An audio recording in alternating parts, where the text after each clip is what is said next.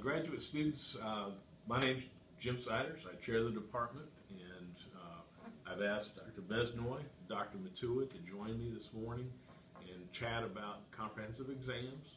But I want you to understand the purpose behind the comprehensives, and then we're going to individually talk about some different strategies that really should influence study throughout the program, in your courses, but very specifically the comprehensive exam process. Let me start out with that, and the reason we do comprehensives is not just pure punitive, we're mean. We do it because, number one, the State Department requires a written account, a summary assessment of your performance from our graduate program. Number two, the inherent value of comprehensives is to help tie together the curriculum, whether it's gifted, severe, collaborative, early. There are pieces of the curriculum that, when taken separately and apart from one another, really will not help you become the best professional you can be. And then the third thing, I think the third global thing, is kind of what I just mentioned. It ties you together as a professional. So at the end of the program, you need to be aware that we're going to have this comprehensive, so you could be looking at this at the beginning and then take a review again.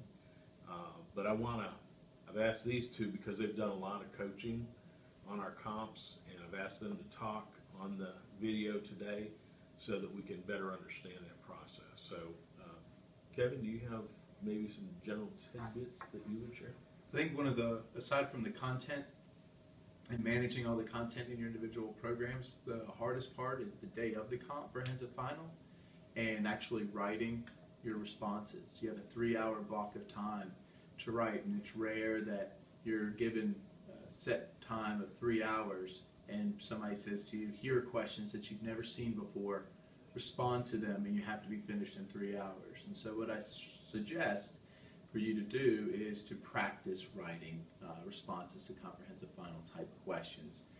You can ask your classmates, people in your program, to write sample questions that are overarching, looking at the whole program, and then give yourself an hour to write each question where you don't get up from your computer, where you are tied to content, and do it in a way where you're not looking at notes, where you're not looking at your notes or looking at chapters in your textbooks or journal articles, where everything comes up from the top of your head. And so what I find is people who are successful is that they're able to manage that 3-hour block of time in a way that gets them to be able to concisely and comprehensively express themselves on 3 questions in 3 hours that really are designed to cover the whole or the totality of your program. And I think that takes a lot of time practice. So just the actual physical act of sitting and writing without getting up is difficult, and it's something that has to be practiced. That's a good point. Yes, I think Dr. Besnoy raises a really important point. The idea that you're sitting down for a 3-hour block, you don't have any reference materials that you're using, and you're writing. If you're practicing, be sure that you're practicing with a question in mind, and also that you have done some reading on that question. Just writing off the top of your head will be just that. You're writing off the top of your head. And that's what your professors are going to read, and we read some of those whereby we can tell that this person hadn't done any prior planning. So you're practicing with specific content in mind. You're practicing with specific literature in mind that you're citing, and in all the areas that you've gone through your program, there becomes like the usual suspects in terms of specific areas that you're studying. If you are talking about collaboration, for instance, I expect Friend and Cook will be cited in there somewhere. So there are some names that we expect that minimally, if we haven't taught you anything else, there are some people out there, experts in that specific area that you're going to be citing from. So to bring it a little bit closer in terms of what we expect from you, writing your comms, is look at your program you've gone through the program, you've taken different classes, and sometimes, unfortunately, those classes occur like a silo. Each of them is separate and they never connect. So you have collaboration, you have behavior modification, you have intro, you have characteristics, and all these things. And in the end analysis, when a parent brings a student to your class, they don't care that you had behavior management in one course and you had characteristics in another course. You're supposed to bring it together. So the idea of a comprehensive exam is to give you the opportunity to tie all those different areas together, to be able to draw from the different sources and really convince us that you have it. And again, this is like Dr. Sider said, this is not intended to trip you.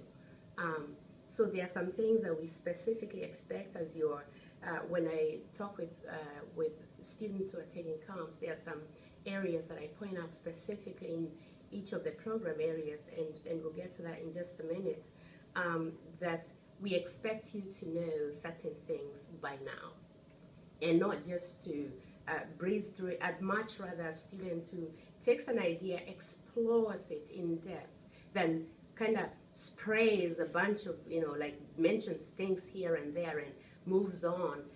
We want to see some depth, even if it's just pursuing one idea that convinces us, your reviewers, that you know what you're talking about. You might mention a few, but pursue one with some depth. And to me, that's a whole lot more impressive than someone who cites 10 different people, but really just mentions them.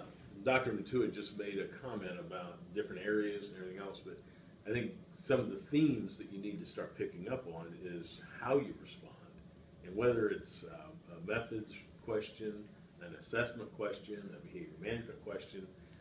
There's a chance we're going to ask you to compare and contrast, and you got to show both sides of an issue.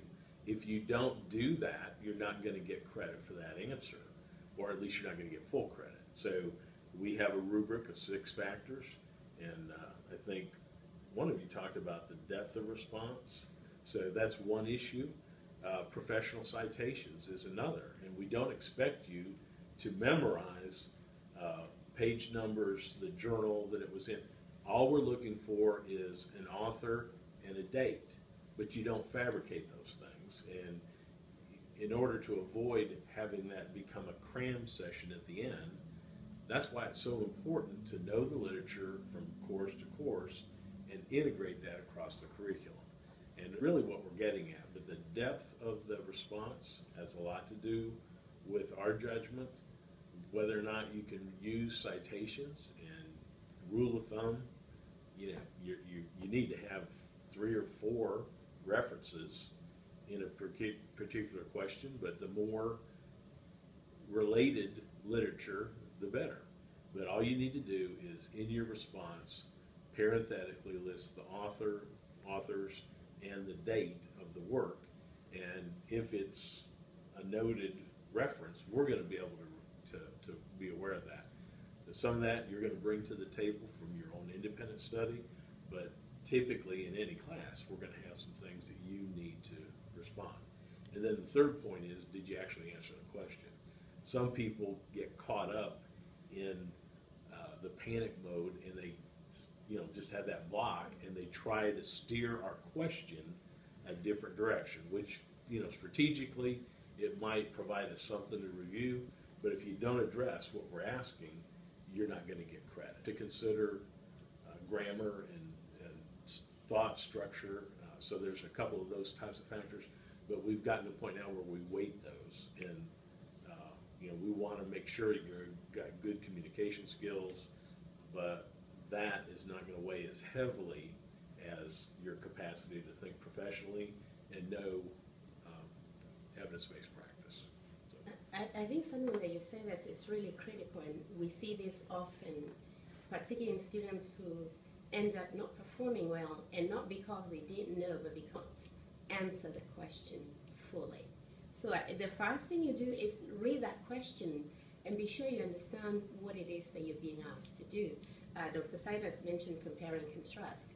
If you just compare and you don't contrast, if you do the compare and contrast, I'm expecting to see both sides of that particular argument. If you're asked to take a position, state what your position is.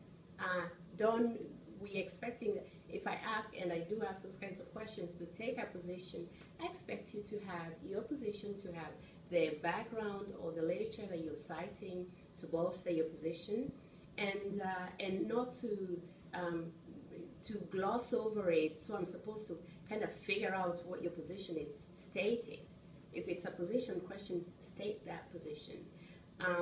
So reading the question and really understanding what it is that you're being asked, that way when you look back at your response, you wouldn't just get caught up in how wonderful it sounds, is how well does it respond to the question fully. Make sure that you are attending to that, because that becomes a point that many students sometimes, students who are actually performing well, end up not doing so great because they didn't respond to the entire question. And another point to help us sort of recognize that you've addressed all elements of the question is you have to realize that your professors are grading multiple comprehensive finals in a very short period of time. And so organization, if you can always use headers for the different parts of the question that you're answering, that helps the graders, the reviewers, to see that you are addressing the various elements of the questions and where that content is. I think it helps us not to have to search for it. Yes. And then you also know that you are addressing it. When you read the question, you immediately make the headers of the various elements, and then you can go back and write in that. It not only serves as a type of outline for you to fill in the space, but it helps you to address the question fully in a way that makes it easier for us to grade and give you full credit for the work that you've done. I think we've given you a pretty good overview of the nature of the comps. It's an opportunity to tie together your curriculum. We're not trying to surprise any of you. A lot of times we use a case study to get some kind of reality check if you're incorporating things. But it's very important that you utilize these techniques to draft your statement, but also be aware as you go through the program, different program themes are going to emerge, regardless of what your area is: gifted, severe, collaborative, early intervention. So the themes are going to be assessment, curriculum integration, creative thinking, and gifted. But those types of issues are going to be specifically addressed by program faculty as they work with you in that week or two before comprehensives to the end. And we wish you luck on that, but this is a very important component of our program, and it's a professional responsibility that you're able to use all that information.